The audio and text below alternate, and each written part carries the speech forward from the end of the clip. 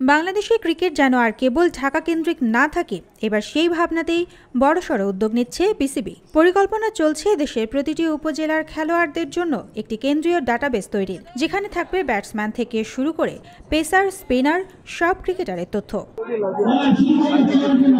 বরিশাল জীবনানন্দ দাস স্টেডিয়ামে টেস্ট ক্রিকেটের ২৫ বছর পূর্তি উপলক্ষে আয়োজিত অনুষ্ঠানে নতুন সভাপতি আমিনুল ইসলাম এই পরিবর্তনের ইঙ্গিত দেন। তিনি চান বরিশালের প্রতিটি খেলোয়াড় যেন বরিশালের মাধ্যমেই জাতীয় পর্যায়ে উঠে আসতে পারে।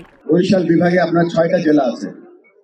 এই ৬টা জেলাতে স্বপ্নটা দেখতে থাকেন যে ৬টা জেলাতে প্রত্যেকটা উপজেলাতে আমাদের বিসিবির যে জেলার ক্রিকেট কোচ আছে, একজন এখন আছে, ভবিষ্যতে হয়তো ২ জন হবে, কোনো একদিন ৩ জন হবে।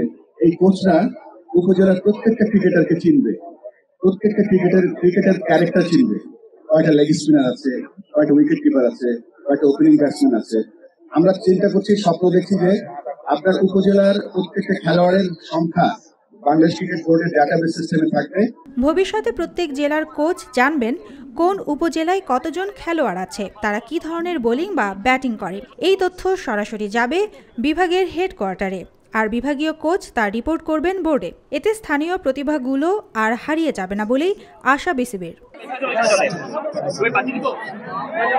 বরিশালে ছোট আকারের একটি অফিস করার পরিকল্পনাও রয়েছে বোর্ডের, যেখানে একজন হেড কোচের অধীনে high performance coach, curator, umpire সবার জন্য থাকবে প্রশিক্ষণের ব্যবস্থা।